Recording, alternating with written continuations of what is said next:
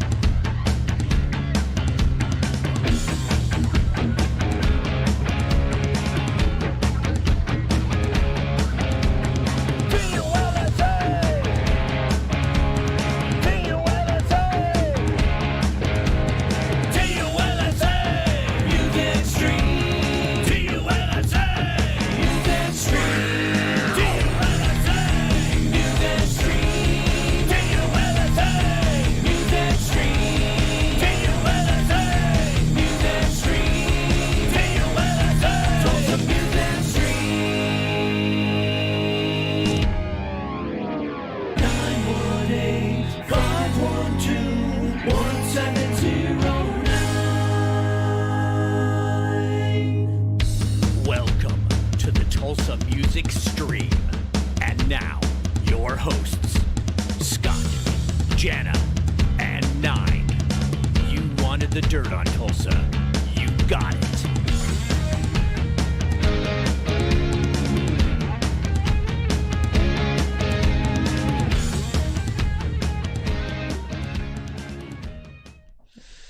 One of the reasons I listened to Autograph in the 1980s was because of the original guitarist, Steve Lynch. Welcome to Tulsa Music Stream, episode 76. I could not agree more. This is Nine. Yes. That's Jana. Yes. And the man is on time. I had a funny suspicion that a man who plays his guitar solos as perfectly as Steve Lynch does would come in the show on time and not be late. That's right. So make sure you guys share our stream on all your favorite groups, all your favorite pages. Do it right now.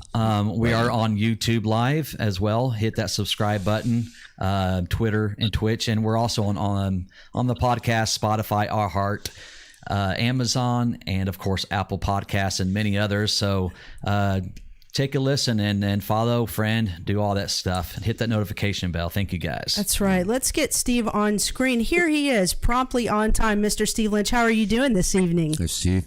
Hello, fellow Tulsalendians. How are you? Thank you. It's so good to have you.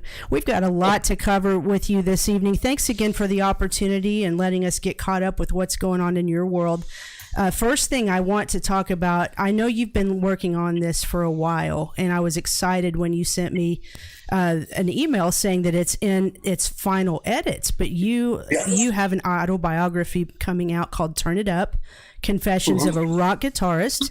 So tell us, do you have a tentative release date for this book yet? It's still going to be a few months out because I've been doing all of the edits myself. Because of the fact that I signed a deal that is a hybrid deal, that gives me total control of everything, including all the artwork and all that. But I also make quite a bit more money doing it this way. I have to do all the work, obviously, but it pays I make off a lot more money in the end. So I have to do all the edits. I have to pick out the pictures that go on the inside. I'm involved with the whole cover design and all of that. So I just did the last editing phase, which is going through and making sure that the chapters are not too long or not too short, and condensing some of the chapters together and all that. So I've actually been through it. That's my 12th overall edit for the whole book. I mean, I've gone through the whole thing 12 separate times. Now there's only one thing left, and that's called the line editing, and that's where you go through and you go through with the lead editor at the publishing company, and you go through each line, each sentence, and you make sure it's the best it can possibly be. But I don't think that's going to take very long because I've been through it so many times. I really don't want to change anything. I don't know how much to add. When did you first start putting it together? Because this has been in the works for quite a while, right?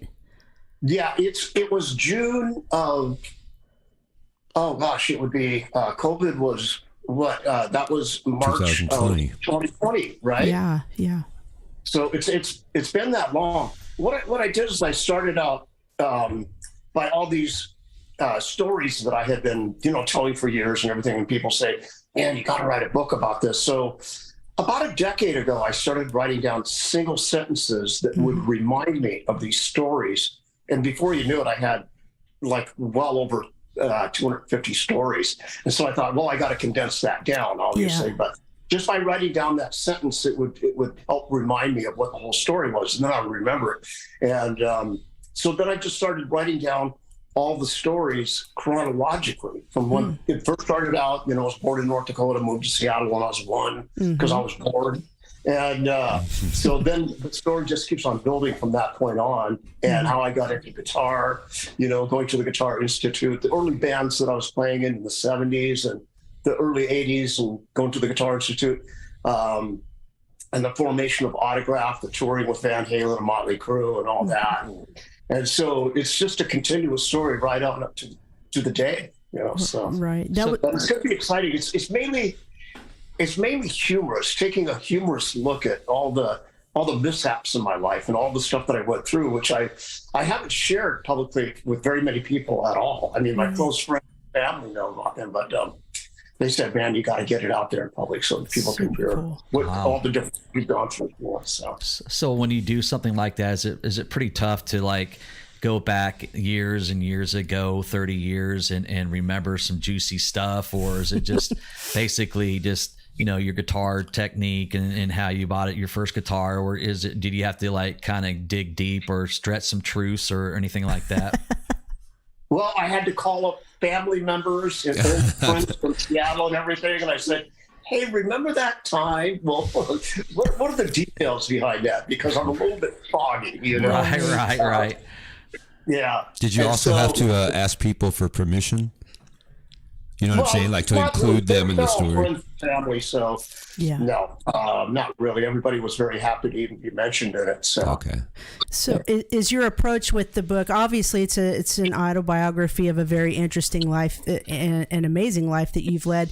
Do you also hope that the readers will get something out of it, beyond just your story? Oh yeah, absolutely.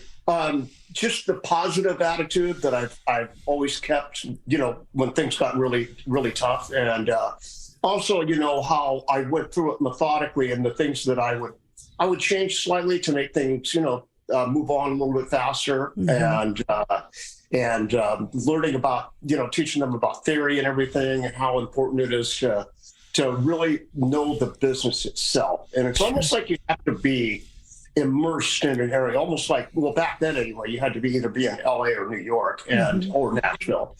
And so, I talk a lot about the different steps that I had to go through, the whole learning process. Yeah. And I think that by talking about that and describing in detail what all the different things that I went through, I think people will be able to understand, there is a certain, definitely a certain mode that you have to follow in order to become successful in this business.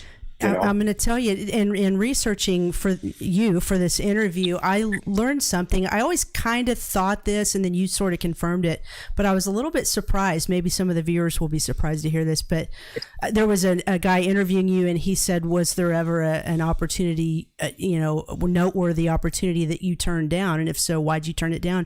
And you said that you had a chance to play for Alice Cooper, but you decided that if you went and taught, guitar clinics and things like that, you could make 3 times the money. That blew my mind. That's incredible.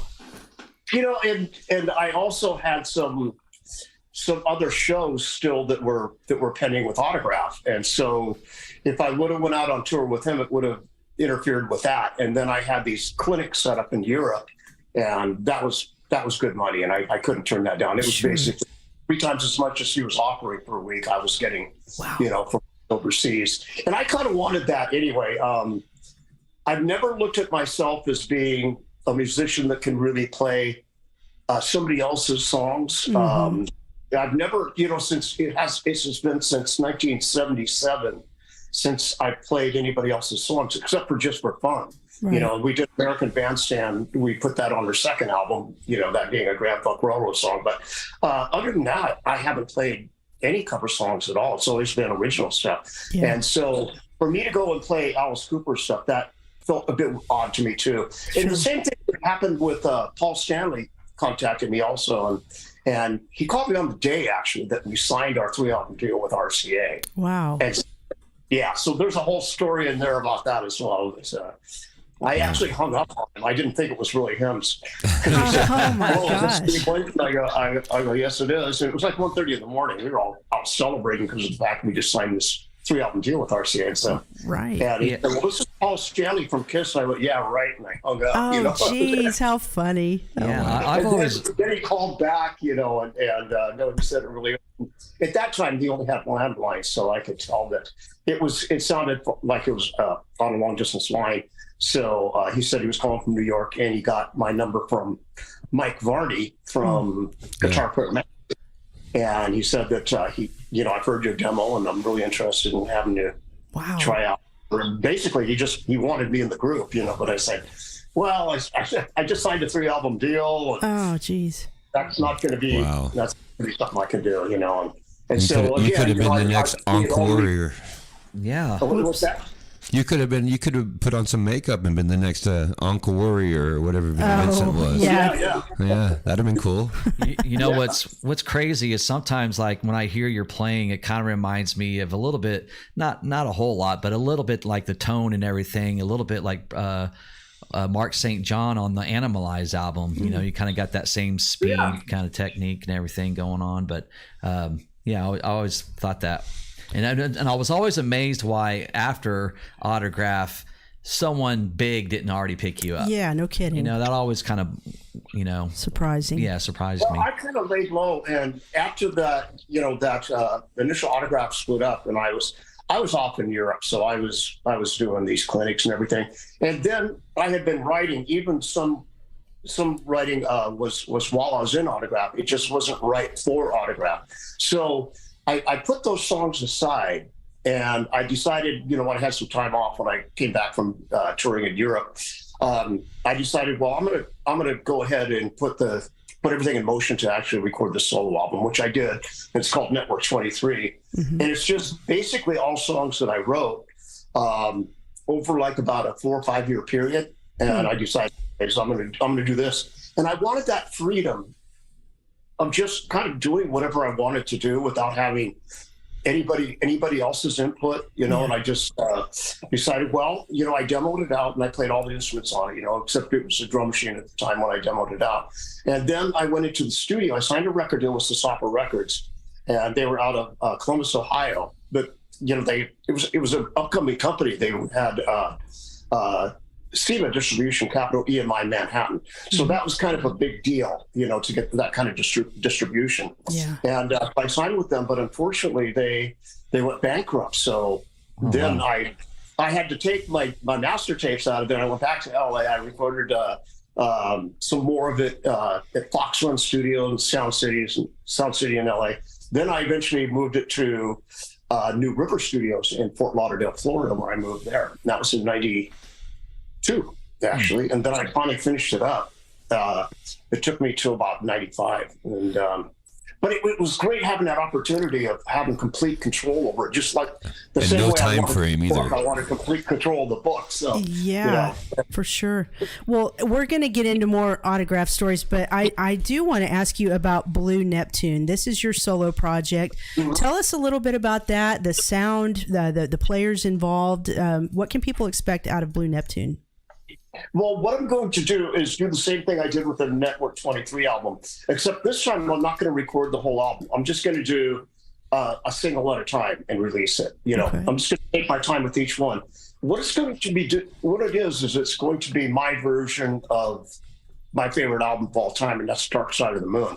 And so it's just experimentation. I'm not really looking for radio hits or anything like that, because that's not where I'm at. I've already turned down that and everything. So it's just whatever I feel inside and whatever I want to put down on vinyl, whatever way I release it, whatever I want to put down, then that's just me. And it's going to be a variety of different things.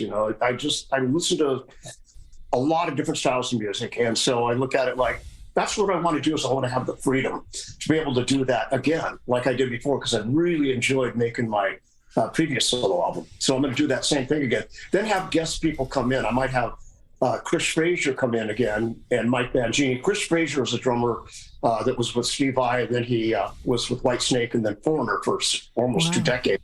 And then Mike Mangini also played some drums on it. He's been with Steve I.M. with Dream Theater for it's now too. So they're both incredible drummers. So I'll probably have them come back in. Amazing. And then the guy that I use on vocals, who just did an amazing kick-ass job, Scott Gilman. He is, I'd love to have him come back in and do some vocal tracks as well. He's like a very popular jazz saxophonist in LA, does a lot of studio work and tours with different people and stuff. But now if you listen to Network 23, that saxophone on there, great stuff. That's all him doing that and doing all the vocals. I did some of the background vocals, but he was tremendous on it. So at this point, you don't have, again, like kind of like the book, you don't have a tentative release date that you expect for that to come out? No, I expect to start that, after the book comes out. Then I'm going to be doing a book tour. Okay. And then I'm going to go ahead and start laying down tracks for that. Excellent. And, but I'm kind of taking things, a little bit easy. I'm not forcing myself to multitask, because what I found out is when I do that, then it seems like one thing seems to suffer, and I don't want my guitar playing or my songwriting or anything else to suffer. I want to really concentrate on exactly that one thing, one song at a time. That's another thing. That's why I want to do the only releasing a single at a time, so I can put all my energy just into one song. Sure. And then go on and write a completely different song. I already have something written already. It's just that, now I've already changed my whole style again. So I'm looking at, it'll come out whatever it comes out as, but it'll be multifaceted. Sure. That's cool. Now, you worked, of course, you released 3 albums, your first 3 albums in Autograph, with RCA. And I believe all 3 albums had a different producer. Usually it seems like they, when a band comes out, you kind of work with the same producer for at least for the first couple albums or whatever. But you guys decided to go with 3 different ones each time. Was there a reason why you guys did that? Oh yeah, it's very easy. It's availability. And that's when we did the second album. We wanted Neil Curtin to come in, but he wasn't available. He was in the studio, and we had to get it done quickly. So we got another guy from Canada, and he was actually working out very well, but he didn't really have a lot of input because we asked him. I said, "Well, what do you think of this?" He says, "It sounds great. Do you have anything to add?" And he goes, "You guys are so good at the studio." He says, "I can't think of anything. By the time I come up with an idea, you're already trying it." He says, "So you guys are so far ahead," because all of us were pretty seasoned pros in the studio. We'd all done, played on several different albums and everything. This wasn't like our first merry-go-round, So this was something where we were all experienced in this area. And so he just looked at us and just said, "Guys, I don't even know what I'm doing here. You guys are very proficient, and you're very, creative and everything. I'm not sure I really need to be here." And so, so we sent him home, and really we produced it ourselves on the second album. And then we wanted to work with Andy Johns, because Andy Johns, famed with brother Glenn Johns and all that. And they worked with, some of the Beatles and Led Zeppelin and Stones and everything. So they have a huge history. But we wanted to do it with him, but again, his schedule was off. By the time we did the third album, though, which was 1987, Andy had gone off. And so he's the one that did that's right, loud and clear. And he's the one that did our demo before we even, that's how we basically got the tour with Van Halen's, because he produced a demo for us. We just went in one day and recorded 5 songs, and then the next day we went in and mixed it. And it was Kenny Richards, our drummer, who played it for David Lee Roth on their morning jogging routine. Right. And Roth loved it. And he said, "Why don't you guys come out and tour with us this year in the 1984 tour?" Jeez. And so we were kind of going, "Damn, that would be a great opportunity." Yeah. But we all had 8 gigs. I was playing in, me and the keyboard player were playing in a group with Holly Penfield on Dreamland Records. And then the singer was playing in a group called Silver Condor on Columbia Records. The drummer was playing in a group called The Coup on A&M Records, and Randy, the bass player, was playing Lita Ford and recording with her. Wow. But we decided, well, we can go. We're done with these other projects, at least for recording for right now. Why don't we go out and have some fun? So we decided to do it. thought of a name on the way from driving from Los Angeles to Jacksonville, Florida. See, that's what I'm talking about as far as the stories go. It's just like everything just kind of falls into place, and you just go down the yellow brick road on your merry way. You know, I think as musicians, we all have on some level those kind of stories, so we could relate very well, I'm sure. And it had to be cool too to turn on MTV and see like Ozzy and Vince Neil in your video, man. It's, it's like, wow, we're doing some cool shit with, here's Vince Neil and Ozzy Osbourne walking in. That was always cool. Right. And we just toured with Motley Crue, and we had also just did Headbangers Ball with Ozzy. And so we asked them both to come down for the video, and they both said, yeah, absolutely, they'd love to. We had a gas doing that video for Loud and Clear, too. Ozzy brought down Sharon and the kids and everything, and we had catering brought in, and it was how cool. It was a lot of fun. Funny. I accidentally just put this. I was going to talk about this, and I accidentally just put it up. But oddly enough, in 3 nights, we're interviewing George Lynch. We have both Lynches on this week. Right, it's the week of the Lynch. I just happened to find that picture. Do you have a friendship with George? Well, we've just, because of our schedules, we've just kind of crossed each other's paths, at shows and stuff, and said a few words to one another. But usually he's going somewhere and I'm going somewhere. He might be going on stage or getting off stage, and I might be going on stage. So we're just kind of crossing. But we're both Washington boys, and we're all, it's like George and myself and Eddie Van Halen. We're all right around the same age. George was born a few months before me, and I was born like 10 days before Eddie. So we're all in that same age group. We're all, 68. Cool. Yeah. Now you mentioned going on tour with Motley Crue, and I know that you. I think I've read somewhere where you formed a friendship back then with Mick Mars, and I know there's like a lot of stuff going out on the press about Mick Mars not in Motley Crue, and a lot of nonsense going on back and forth between the two camps and everything.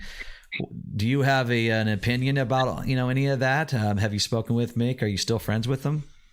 No, I've lost contact with Mick soon after we toured with him. And so, I haven't really been in contact with anybody from, those touring days, But, I hope that everything works out amicably. That's my hope for them. And it sounds from what I've been hearing that Mick deserves what he has coming to him, and so I'm really hoping that it works out for him.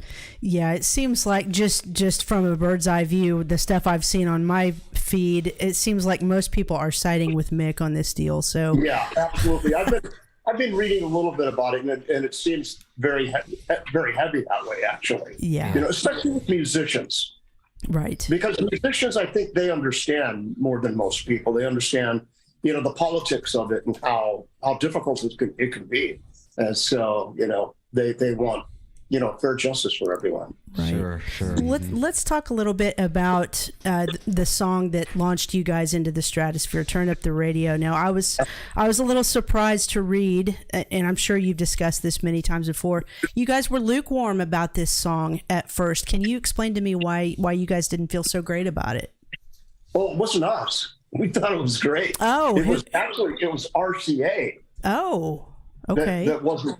Yeah, they're the ones. We were saying, guys, it's Turn Up the Radio. The radio stations are going to go nuts, and they kept wanting to release "Send Her to Me" first, and we're going, no.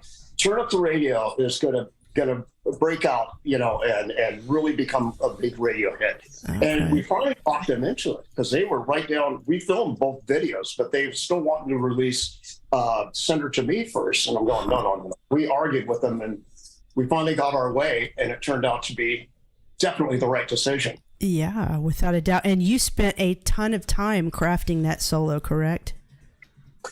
About, it was 5 8-hour days. It's what it came to. Wow. I mean, I knew the song was going to get a lot of radio play, and, it doesn't matter what song. I always spend a lot of time, creating the solo. I look at solos like that. That's another section of the song. It's like the middle of the song, usually, or half, 2/3 of the way into the song. And you want that to carry off to somewhere there where you take the listener on a little journey, okay? Mm-hmm. But it also has to fit the song. That's why in rehearsal, what I do is I bring a boom box and I'd set it up and say, okay, guys, I want you to just play, like the chorus before it goes into the solo, or the bridge before, whatever. And then I want you to be singing.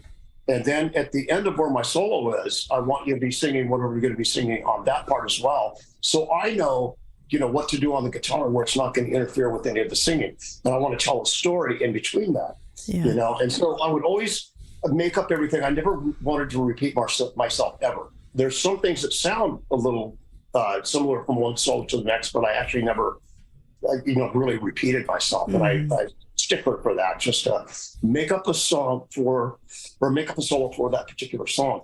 And the way I would do it was I would put my guitar in the corner, listen to the playback of that tape that I recorded in rehearsal without a guitar in my hands. And I'd listen over and over and over again to it until I finally started hearing something that would be like a great beginning to the solo. And then I'd grab my guitar and I'd figure out what I was hearing. And then I'd set it back down again and I'd go, okay, now I just came up with this and I recorded this little part with it, and then I would listen to the next part. I'd think, okay, what's a good part to come after that? And so I did it section by section, because I wanted to build something. It's just like when a lyricist is writing the lyrics, for a song out, they keep on crossing stuff out and trying everything. I was doing that, like you mentioned, for Turn Up the Radio, and it was just like hit and miss. Then I finally got it on the fifth day, the day before I was supposed to go into the studio. I finally got that solo that's on it today. And I went, that's it. I'm not going to come up with anything better than that, but I'm keeping that. And you actually were won guitar solo of the year from Guitar Player magazine. Is that correct? Yeah. And so I was very excited about that. No. Actually, it was Guitar World, I believe. Okay. It was so long ago, I don't even remember. Right. I was on tour when that whole thing happened. They just told me about it. I said, wow, that's so awesome. That's incredible. Guitar solo of the year. The thing that, I and call me a nerd, but every time we do one of these streams, at work, I like to rock out to whoever guest that we're going to be interviewing for that day. And, as I go through Spotify, I just can't seem to find any of the RCA recordings, albums under the Autograph name. What's the reasons for it behind all that? Well, what happened was Sony came in and bought out all of our the 3 albums from RCA. Actually, they took over the publishing for it, and we were still, getting our regular publishing from Spotify and all that kind of stuff. But now, as of this last August, they just lost possession of that. So it's supposed to, all the rights to all those songs, as far as publishing goes back to the artist. Okay. But it's not only us. Sony has over 200 bands that they're dealing with this right now. So they're finally negotiating it down to the point. Now, the guy that's handling this for me, he said it's going to be like a few more months, but it looks like we're going to do a deal. And what's going to happen is Sony will put everything back on, and they will also pay the artists for back pay since it hasn't been on, And so that would be nice to get that check, of course, No kidding. I'm bummed out that, things like this happen in the music industry, and it's something that's way above your head and you can't really control. We didn't sell it to RCA. RCA sold it to. Well, trust us, we've talked to some people who had no control over what was happening, and they lost their stuff and this and that. Yeah, we've heard some pretty fucked up stories. Sad stuff. Yeah. No, there's no doubt. Yeah. And for some reason, I know that there's I don't know if there's a court battle going on between you and the Autograph band members, the other Autograph guys that you no longer play with for the fight of the name and everything. How far is that coming, or is it not coming at all? No, it's definitely coming to an end right as we speak. It's coming to an end right now. We do own the name, okay? And that's just the way it is. Even through common law, we own it. But we have a partnership agreement that goes from January 1st, 1984, all the way up to December 31st, 2033, which I'm going to renew it even after that. But we own it. We own the name. And people have to keep in mind, they sued us for the name.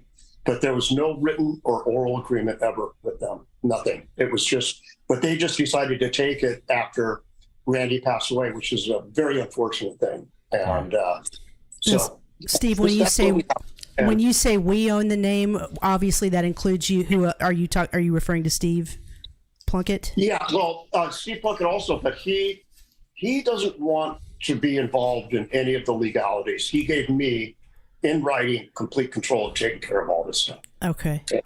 Yeah.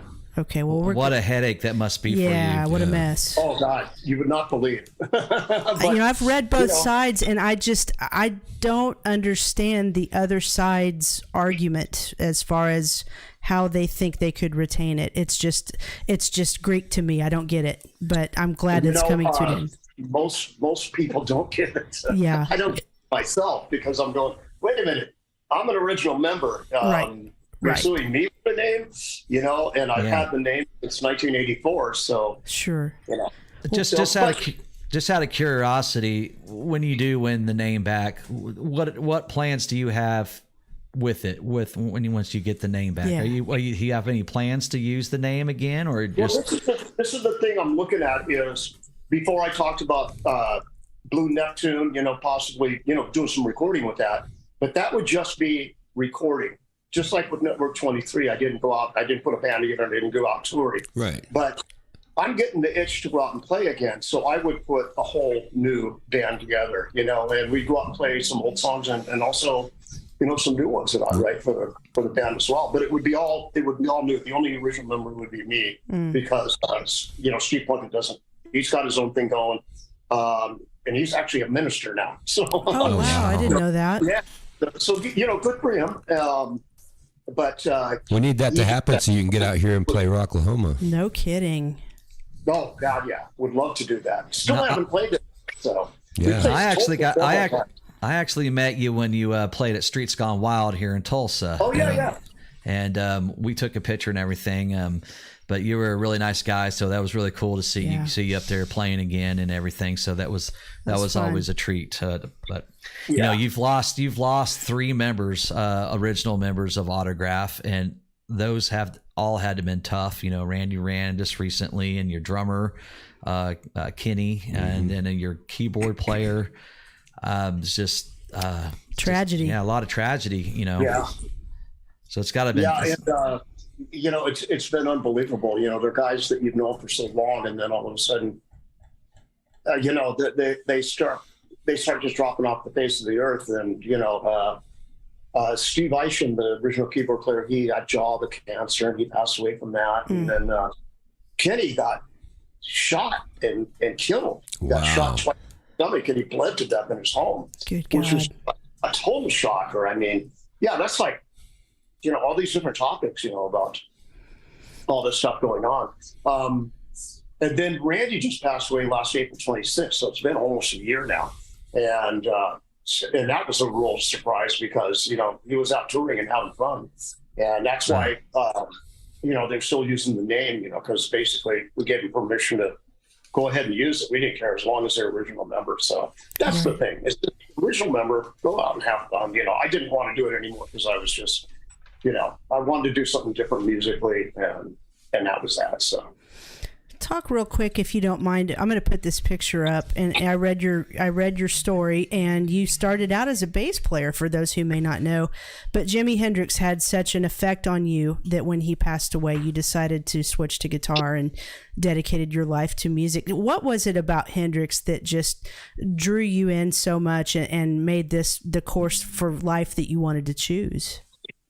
It was just that style, what he did with the guitar, all those different sounds that he came up with. He was just a complete innovator. And even back then, I heard him in 1967 when he first came out, the Are You Experienced album. And I was only 12 years old at the time. And I was playing bass because the kid down the street played guitar already. So I got a bass, and so I started playing bass. I really wanted to play guitar. And so anyway, what happened was I just kept on getting more and more into Hendrix. And then unfortunately, this friend of mine that we were playing in the little band together, the guitar player, he passed away at that young age. I think he was only 13 at the time. Good grief. But anyway, and his name was, Jerry Hendrix. So, which is really weird, Jimmy to Jerry. Right. And then, so I decided, okay, I'm gonna try, switching over a little bit to guitar. But I was so used to playing bass, But then when Hendrix died, September 18th, 1970, I was 15. And I went, okay, that's it. I'm gonna play guitar. And so I traded in my bass. That day, my dad took me up to Farmers Music just south of Seattle, and I traded in the bass for a Stratocaster. And that was the end of that story. I just kept going. You probably had a cool jazz bass or a P bass or something back then, huh? It was actually just a wild bass. Oh, okay. I know what those are. I'm a bass player. I know what those are. Yeah. So. Very cool. But no, I love playing bass, and I still do. I still play it on my tracks and everything, because I really enjoy it. But sure. I just like the experimentation with guitar. So. I want to know what it's like. There's so many musicians that they'll have, a good career putting out albums, but a lot of them don't have a song like Turn Up the Radio. They just don't, and I'm not talking about one that like, Come On, Feel the Noise, one of those when you go to a basketball game, when you go to a football game, when you go to a hockey game, and everywhere you go, your song gets pumped through the speakers. I mean, it's one of those anthem type songs that just it will never go away. That's right. And it has longevity, and it has to be a good feeling knowing that you guys performed, wrote an anthem that blew up. I mean, that song blew the hell up, and it's still like that. Do you ever go out in public and go to a game, and at a Lakers game or whatever, or Florida, the Miami Dolphins, and Turn Up the Radio comes on? Oh, that's so it cool. happens all the time. And I go, cha-ching.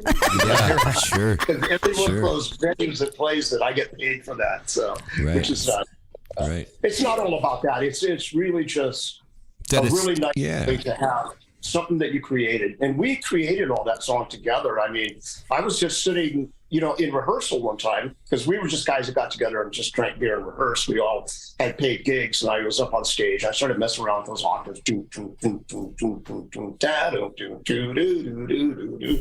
And Randy, the bass player, what is that? And so I showed it to him real quick. So we were jamming away on it. And then the drummer got up. Then everybody else got up, and we wrote out the lyrics, and we were just goofing around with it. We didn't think it was going to go anywhere, because at this point we were just guys that got jammed together. That's all it was. And so then when we're all sitting there writing lyrics, we called it Turn Up the Cassette Machine. And that's where we recorded the demo. We recorded that demo that actually got us on the Van Halen tour that was played for David Lee Roth.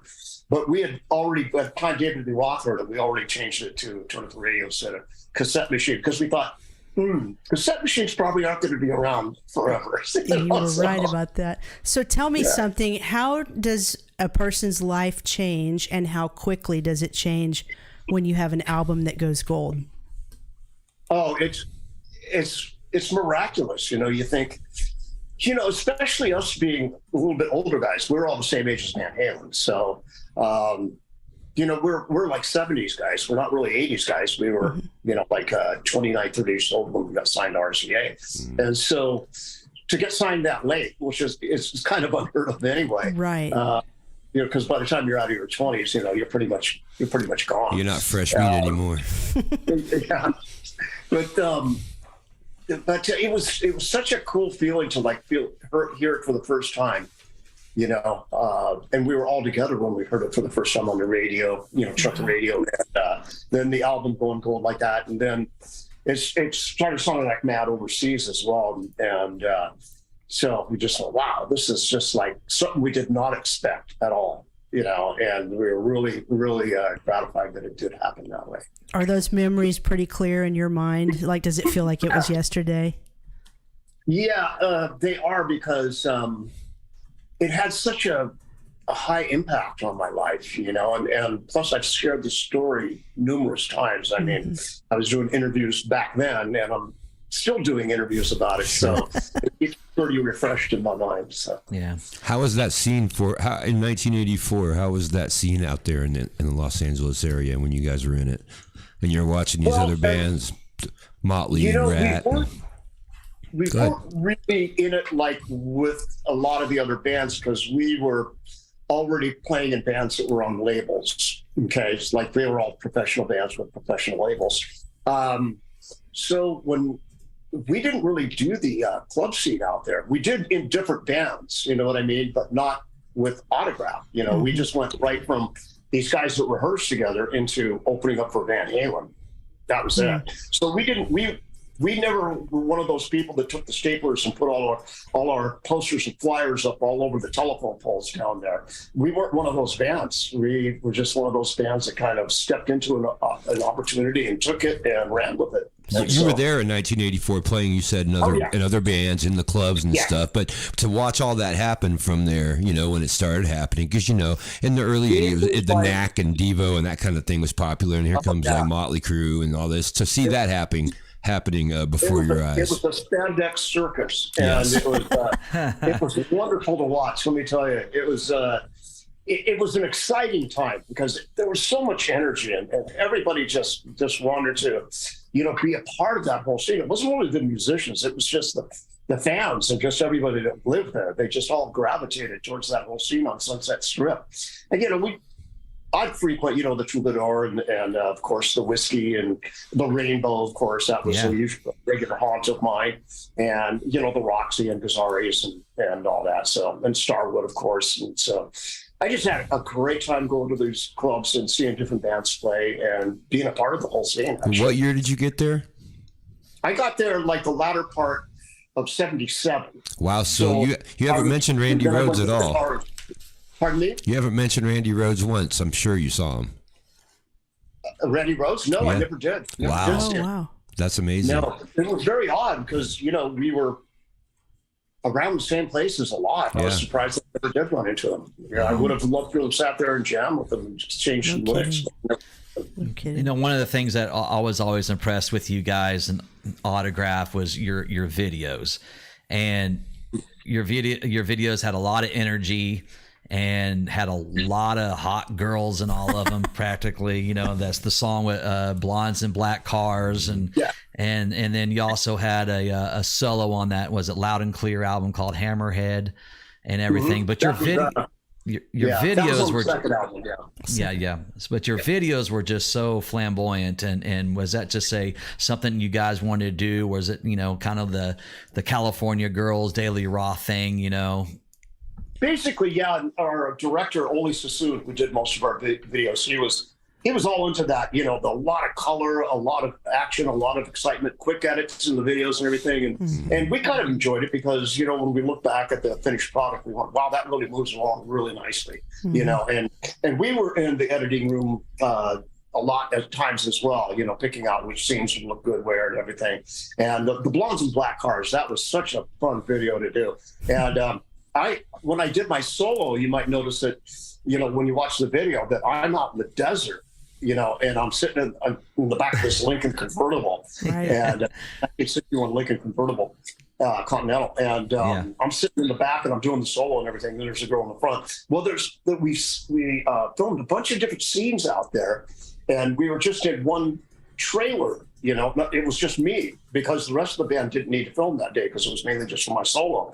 And so I'm back up there with all these gorgeous women, and they're changing, you know, inside the trailer right in front of me in between takes. And I'm going, wow, this is just, when I told the rest of the band this, they were all throwing their drinks on me and everything. They were so pissed off that I got to experience it. They didn't. That's hilarious.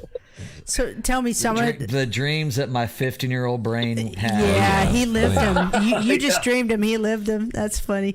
Let me take you in a little bit different direction. All of us are on the panel here are musicians, and so I'm going to pick your brain. When I get in a rut with my guitar playing, what have you found is the best way to break out of a rut? By trying to figure out a saxophone solo or a violin solo. Really? Break into something completely different. It makes you listen differently, and it makes you play differently because you're trying to emulate another instrument. And it's miraculous. Is that right? Interesting. Yeah. Okay. Everybody just follows guitar players, but that's already been done. Sure. Wow. You know, try to seek out something that hasn't been done. And when you listen to like the interval skips that are done on a saxophone, you go, all the da da da da da da da da da da da, you know, and you just go, oh, I'm going to figure that out on a guitar. Wow. So I was doing that with John Coltrane, and I was doing it with Jean-Luc Ponty, the violin player, when I was going to the Guitar Institute. And the last guitar player that I listened to was in 1978, and that was Alan Holdsworth from the album Enigmatic with Jean-Luc Ponty and the group UK. It was like a super group. It was like a King Crimson / Genesis kind of thing. You know what I mean? Yeah. And great album. It's all instrumental stuff, but it was amazing. That's what I'm working off of. Okay, I never would have thought to try that, but I will definitely give that a shot. Here's another. Yeah, go ahead. They have, different ways that you can learn it. They have Guitar Tab on there for these, transcribed solos for saxophone and stuff. And really? You start getting to that, it takes you in such a different direction, and I love that because then you end up not sounding quite like everybody else. You have your own flavor. There's this guy, Max Ostra from Russia, who does that. I mean, he's just got a really unique style. He can play pretty much anything, but he's just one of those players that you can listen to a little bit of the jazz influence, but it's with heavy distortion and everything. Yeah. Man, that's way out there. That's really cool sounding. It sounds very unique. So how many guitar clinics a year would you say you average? Well, I did a total of 325. Oh my goodness. So in 20 different countries. Wow. I did a clinic in every state except for Maine and Alaska. And I was all over Europe, South America, Mexico, over to New Zealand and Australia. So I would say that was over just a couple of year periods. So there was a lot. No kidding. Are you seeing a lot of young players coming up? Do you have hope that we still have, the youth are going to carry on the torch of the electric guitar for us? Yes, I do have hope. But like what I was just mentioning to you, as far as, breaking out of what everybody's already doing. I mean, the only way you're really going to break out of that is by listening to different instruments, getting to know your theory, and trying to come up with different ways to even just play the pentatonic scale. Like when I was going to the Guitar Institute, I was trying to figure out every different way I could play the pentatonic scale that hasn't been done yet, which of course pretty much everything's been done, but I was trying anyway. But that, and also you have to learn to write. And one thing I would tell my students when I was still teaching is I'd say, listen to the drums, come up with a really cool drum beat, build the song up from there. Don't write a song with the guitar in your hands. Hear it from the drums up, and you'll be amazed what you come up with. That's really because cool. Once you have a solid foundation, a really cool beat going, man, that makes all the difference in the world. Wow, that's amazing. That's really cool advice. I definitely love your Charvel that has, your signature with the paint job with the just love that, and I'm sure you still play that thing. And you had a white one and I think it was a black one with the yellow. Yeah. What do you call those lines anyway? It's like a heart rate. The name of the group was Autograph, so I put a graph on it. Okay, there we go. Like a heartbeat, kind of like a heartbeat. Right. Yeah. Cool. That's what Autograph. Well, we definitely have some questions and people in the chat room that we want to get to, but I wanted to touch on, you did a lot of soundtracks, you put songs on movies and everything. And one of my favorite was Father Like Son, which was a Dudley Moore and Kirk Cameron. Yeah, that's right. Yeah, absolutely. And I saw that in the movie theater, and I remember when the song came on and was it She Never Looked That Good for Me. Yes, anyway, that's right. And that had to be a really cool experience to go to the movie theater and like hear your songs being played over. It was great, and that we played that. That's actually live. What we did on it, Oh wow! But what we did was, it was right before we had to go out on tour the next day, actually, and so we were called in at the last minute to kind of do this, and so we said, well, okay, we can squeeze it in, But so we went in, and that was the song that we decided we were going to use off of the third album, and we were just playing, and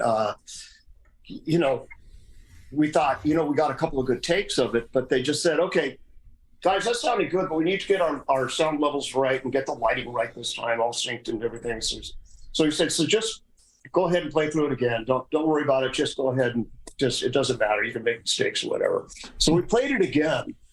And at the end of it, they went, that's a take. Wow. What? No. We're all moving around. I was spitting water on Kenny, and he was throwing drumsticks at me and everything. We were just totally goofing around because we thought it was just a rehearsal. And they said, that's the oldest trick in the book. Because what they do is they tell an actor, that, hey, this is just a rehearsal, just go through the lines again. Right. And that ends up being their best performance a lot of times. And it worked. When we watched it back, we went, wow, it's perfect. Wow. Yeah. That's cool. That's so cool. So one more kind of just out of left field question, but I like asking, artists that are from the 80s genre. That's typically what we cover on this show because that's what we love. What do you feel is the current state of the music industry, and how do you think social media has impacted the music industry? Well, it's really helped a lot of artists out there get heard, at least, that never would have ever been heard, because this is it's a great platform to be able to promote yourself and market whatever you have. Didn't have that at all before. You just ended up playing in a garage or playing clubs for your whole life without having that opportunity. So it's a great vehicle for that. As far as the writing and the future of rock and roll, I'd say you just gotta come up with something that's a different concept. It's just the same old stuff going over and over again doesn't work. Right. Try different chords. Try listening to several different types of music. I mean, like even listen to Sigur Rós or listen to Massive Attack or Porcupine Tree or something. Think bands that are just not very well known in America, but they're huge in other countries. Oh, right. Yeah. Europe's always been more. And I think that's the problem that a lot of American musicians have, is that they keep trying to write and play the way, stuff that's already been done. And it's not going to happen that way. There's a future to music, and the future is by changing it. And so that you stick out and you just play whatever you want from your heart and soul. I mean, that's what it's all really about, getting everything out the way that you want to tell your own story. And I think that's what, bands like, remember in the 80s when like REM and Talking Heads and all that were coming out, alternative groups that most rockers didn't like, but I thought it was fascinating what the new wave thing was bringing in, because it just had a totally different flair. And I thought, well, it's so different, but but I like it. Yeah. I agree with you, and I think the challenge that social media brings to the music industry is, as you say, everything's been done, and now the world has so much access to so many different choices of music that there's that oversaturation factor, which just further increases the need to come up with something new and creative. Yeah, that's right. And if you don't, you won't stand out. Right. You'll just blend in with everybody else. And that's just the bottom line. Like I said, if you're a guitar player, write from the drums, not guitar. Yeah. Come up with something in your mind. Like I said, the way I write out solos is I don't have a guitar even in my hand. That's amazing. Put it in the corner and start hearing it first. Wow. And that's where your imagination clicks. Incredible. Now, I know we touched, on the other guys that have passed away. We didn't really talk a whole lot about Randy Rand. He just recently passed away. Yes. And you were with him in the second incarnation of Autograph, right? And I know losing him had to be a hard thing. But how would you describe him? Me and Randy were just buds from 1983, so it's like 40 years ago, and he's just the kind of guy that is just happy-go-lucky. He had just a great sense of humor, and he was so quick to learn things and get his parts down in the studio. It's just like boom, boom, boom. Randy was just a natural at doing all that stuff, and he was just a riot to be around. We were roommates the whole time for the 6 years, that we were touring in the 80s. Me and Randy always roomed together, and man, we drank a lot. I mean, the two of us, it was like after the Motley Crue tour, I said, I'm done. I'm done now. I quit everything and I just went, okay, I'm done. I'm good. And so, but so I quit drinking for like 5 years after that. December of '86, I went, that's it. I'm done. So Motley. But, Randy kept going. Randy just seemed to be, he's a workhorse. So just a great person. He was a great friend for all that time. Wow, cool. Well, we got a lot of people in here watching, and we even got Norman Voss, bass player for Bret Michaels, is in the chat room, so that's cool. Hey, She's Elizabeth English Talcott says, loved getting to see him jam at Streets Gone Wild here in Tulsa. That was a great show. Very cool. Sue Answorth, might be your cousin, says, hi, cuz, looking great. And Sue. you Hi, are, Sue. she says, looking great, and you are so awesome. I love you. Oh, love you back, Susie. So and our friend Elizabeth is commenting how great you look, and I would agree with that. Our show assistant over here is an esthetician, and she said, Teresa, find out his skincare routine. How do you keep your youthful look? He's from Florida. He's in Florida. It's methamphetamines. Oh, stop it. Ancient Chinese secret. No, I just had to throw that out there. I'm just kidding. I don't do any of that stuff, believe me. But Well, your teeth look great. There was my friend back in 1981. He was a bass player that I actually played with in a couple different projects with. And anyway, his girlfriend worked at a salon, and she said, you should start putting this vitamin E stuff around your eyes and on your forehead and all that. She said, do that every day. She said it'll keep you young looking forever. And you know what? I started doing it back then when I was probably 26 years old. Is that And I've been right? doing it every day since. Wow. Good for you. Hey, we have Regina Rand in here, and she says, thank you for remembering Randy. Oh, that's cool. Wow, that's awesome. Hi, Regina. Love you. Jeannie's. We love Randy, and I love you, and Suzanne and I love you to death. Regina, you know that. That's very cool. Jeannie Swetzer says, when will 23 be available, Steve? When will Network 23? I think that's what she means. Yeah. Oh, okay. That will be available. I'm going to re-release that. I've already got a remastered version of that will be released after my book comes out. I'm going to release everything all at once. I also have 3 guitar instructional books called the Right Touch books 1, 2, and 3 that I'm going to release at that time, and then the remastered Network 23. And by that time, the 3 RCA albums will be out. So I'm going to release 3 remastered versions of those, the autograph version. Yeah. Wow. So it's going to kind of come down probably mid to late summer where everything's going to be coming out. So Man, you are a busy guy. A lot to look forward to. Is the best way for people to stay in touch with you your Facebook page, or do you have another one that you prefer? You don't have a Twitter account, do you? It's Steve Lynch Official. You can go on there and say hi. I try to respond to everybody as I possibly can. So Yeah. Well, thank you for accepting my friend request. That was very nice. Larry Ford. of course. Larry Ford says, Loud and Clear was my first vinyl of Autograph. Wow, cool. very cool. Awesome. Do you have vinyl copies of your albums? I do. I have one of each, and that's Great. it. I've Nice. given all the rest away, but I've made sure that I kept at least one for You got myself. to do that, yeah. That's good. Well, guys, do you have anything else? It's already been this has been a fast Yeah, hour. quick. Yeah. Yeah, I have messages in the chat room. Okay. Leslie Bailey says, sad this actually happens to artists. I guess that's when we were talking about. The getting your publishing and your stuff like that. Yeah. Great. Jeannie says, great interview. Thank you all. Thank you, Steve, my friend. Benjamin Cutler says, awesome. And Regina Rand says, Steve, my brother. We already said that. We got to get this one in from Norman. Norman Voss says, on the first of 7 Monsters of Rock cruises I went on, Steve was the first rock star I met. He was so nice and outgoing. I lived on the Autograph. That is super cool. Hey, Norman, how you doing, That's buddy? so cool.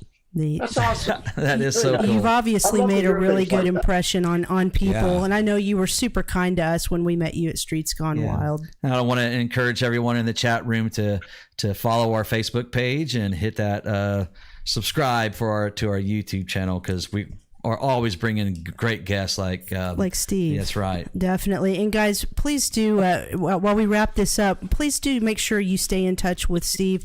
Be watching for his autobiography coming out. Turn It Up, Confessions of a Rock Guitarist. He's got so many more things going on. Just make sure you go to his Facebook page and follow him and stay in touch. Steve, if there's anything else we can do on this program for you to help you promote anything, just send it our way and we'll get it up on our page for you. Okay, that would be great. I'm also going to have all the links, as everything does come out. The links will be on there. It'll be going to my website and to another Facebook site that I have too, as far as that kind of stuff goes. Yeah, that's great. I'll let you know, and I will be posting all of the links to everything on my page as it's released. That's perfect. Are you and Plunkett still? Are you still friends and everything?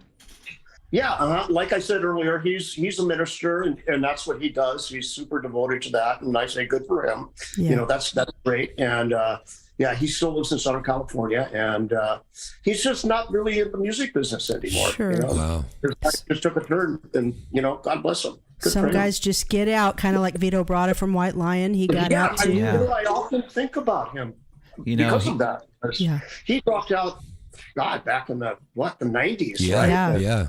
Yeah, quick. He got out. Crazy that a guy that talented just is like, I'm done. It happens sometimes. We had a young band here in Tulsa. They were called Crooked X, and Steve Plunkett, he actually, I guess, worked with Doc McGee, the management, to sign these kids, and we all knew them very well, and had Steve write some of their songs on their first release. Oh, very cool. Yeah, very cool.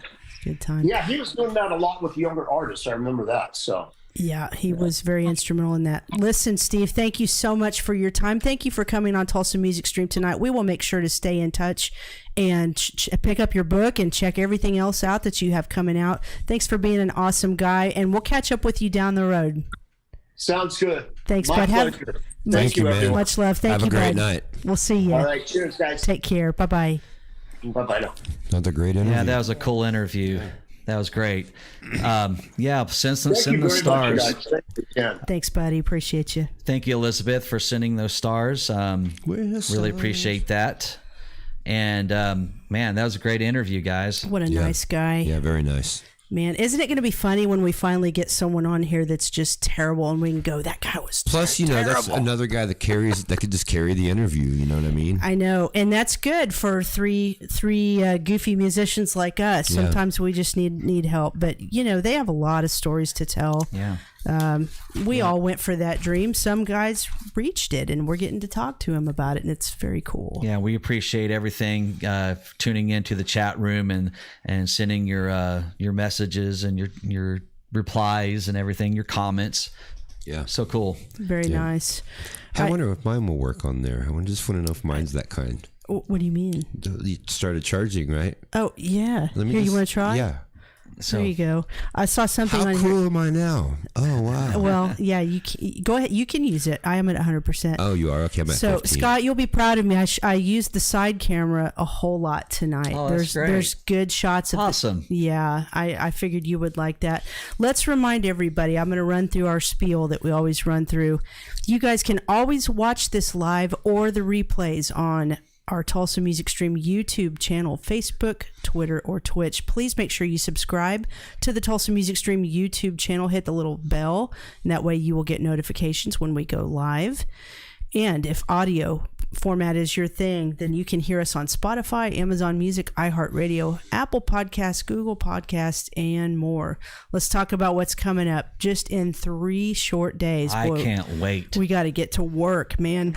Excuse me. This Friday, April 14th, we're all making special arrangements to do this. So 1 p.m. Central, the one and only George Lynch will be on with us. You need to go ahead and make your arrangements too to join us. Yes, please do. And remember, if you can't catch it live, you can get the replay on all the platforms we just discussed. Wednesday, April 26th at 8 p.m. Central, James Kotak of Kingdom Come and formerly the Scorpions will be on. And then Friday, May 19th at 8 p.m. Central, Ronnie yonkins of kicks will be on with us. That's we gonna be are putting Tulsa on the rock and roll map, one stream at a time, with rock solid interviews. Oh my God. That's your new thing, isn't it? It is. That's pretty slick. I love it. Scott Squires. I love He's it. the sloganeer. Oh my God. Teresa, do you feel like saying hello this evening? Sure. Will you unmute her on channel 4 so we can Channel 4. hear her lovely voice? Look at her working hard. Hi. She's working hard. What is your how are you feeling about our interview with how did we do? How did You guys we did do? Great. He did phenomenal, but how did we do? He really did. I mean, you guys always have the hard-hitting questions, have the clever, quick things to say. Do we ever suck? What about his skin? Yeah, what about our skin? You know, his skin is fabulous, and vitamin E is absolutely a great skincare regimen and other things. But he looks great. So he's not lying when he says do the vitamin E. Absolutely not. Vitamin E, it's A, C, and E, folks. Vitamins A, C, and E. I'm going to get them all. It's ace. Okay. It's ace it that way. And you know, the fact that he was doing that at age 26, I think he's been a responsible person for most of his life. Right. Yeah. I didn't catch his actual age today. Did we? He said he was born in 57, I believe. I can't do math in my head. Yeah. Wow. Okay. I don't know. I did it when he he's said something. 60. Help me. Yeah, he's in his 7? 60s. Fine. Help us get Okay. to 1,000 66. subscribers on YouTube. Yes, please do. And we'd appreciate that. And hey, real quick, Dustin Little is the man. If you ever have computer or IT needs, maybe you're one of those people that tries to fit an HDMI cable into a USB port just because you think it's supposed to go in there and you broke it. Call this guy, 918-640-0892, or email Dustin at okipc.com. He can take care of all of your IT needs. DEB concerts, ramping up for Rocklahoma. Boom. Going to be a party out there. Make sure you guys go visit the D&B processing stage at the Roadhouse at Rocklahoma. That's where all the cool bands are. I mean, just saying. Identity merch. Okay, I need to do this right. I need you guys to buy shirts. I can't emphasize this enough. And you say, how do I find your store? Go to facebook.com/Tulsa Music Stream. Go to our Tulsa Music Stream page. Look in the top left corner and hit our website. And it's going to take you to this online store and you can get a tank for summer because it's going to be hot. If you don't want a Tulsa Music Stream shirt, maybe your own band is about to break out big and you guys need some threads with your own band logo, look up Identity Merch. Todd Cook will hook you up with some fine screen printing. GregShipman.com. We're getting ready to do some new rocket science photos with the Shipmans. It's going to be bomb. Make sure you check them out for any photography needs you might have. So remember, get your shirts from Todd Cook, get your pictures from the Shipmans, and life will be good. Psychomo Filmworks. Do you need a video for your band or your business? He's your guy, psychomo@gmail.com. I think that's everybody. But But hit them all up. yeah, do it. You guys got anything else? No. Are you tired? I'm fine. This was fun. Good. I Yeah. appreciate everybody It's for only the third inning. What? What? You asked if I was tired. It's only the third inning. Oh, okay. No, I'm good. Okay, good. Well, just a reminder, be back here Friday, if you can, live at 1 p.m. Central. George Lynch will be on with us. I'm so nervous already. It's going to be great, though. Now, George. if you guys don't have anything, I don't either. I think we're good. Are we done? I think so. Okay. Much love. Have a great rest of the week. See you Friday for George Lynch. Tulsa Music Stream saying goodnight. Good.